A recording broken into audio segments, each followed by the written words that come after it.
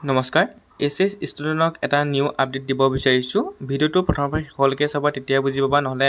বহুতে কি কয় জিটি কমেন্ট কৰি থাকে ভিডিঅ'টো নোচোৱাৰ কাৰণে সেইকাৰণে প্ৰথমৰ পৰা শেষলৈকে ভিডিঅ'টো চাবলৈ অনুৰোধ জনাইছোঁ তোমালোকে ইতিমধ্যে হয়তো গম পাইছে এটা বাইট খুব ভাইৰেল হৈ আছে হিমন্ত বিশ্ব শৰ্মা ডাঙৰীয়া যেটো ৰিজাল্টৰ ডেট দিব বুলি ঘোষণা কৰা হৈছে আসলতে সেই বাইটটো ফেক হয় অৰ্থাৎ যোৱা বছৰৰ বাইট হয় সেই বাইটটো তোমালোকে যদি ভালদৰে এনালাইসিস কৰা সেই বাইট তোমালোকে গম পাবা যে এটো ফেক হয় এই বছৰৰ বাইট নহয় অৰ্থাৎ তেওঁ যেটো বাইট দিছিলে কেডমেনা আগত অৰ্থাৎ এপ্ৰিলৰ লাষ্টত তোমালোকে ৰিজাল্টসমূহ দিব বুলি কৈছিলে অৰ্থাৎ সেই ৰিজাল্টে দিব অৰ্থাৎ এপ্ৰিলৰ লাষ্টতে তোমালোকৰ ৰিজাল্টসমূহ দিয়া হ'ব অৰ্থাৎ 30 এপ্ৰিলৰ ভিতৰতে ৰিজাল্টসমূহ দিয়া হ'ব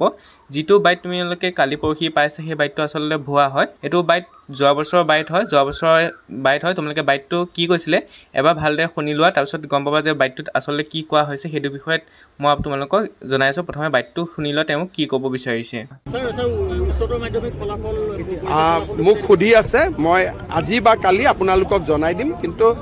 এই মাহৰ শেষৰ ফালে দিয়া কথা আছিল হয়তো ফাৰ্স্ট উইকত ক্লিয়াৰ হৈ যাব বাইটটো শুনি তোমালোকে গম পালা যে তেওঁ কি ক'ব বিচাৰিছে যে এই মাহৰ লাষ্টৰ ফালে দিয়া কথা আছিল কিন্তু ফাৰ্স্ট উইকতে তোমালোকৰ হৈ যাব বুলি কৈছে মানে যেটো যোৱা বছৰ কথা এটা মে লাষ্টত দিয়া কথা আছিল কিন্তু মে প্ৰথম সপ্তাহতে দিয়া হ'ল ৰিজাল্টসমূহ হেতুকে তেওঁ কৈছে যে এই মাহৰ লাষ্টত দিয়া কথা আছিল কিন্তু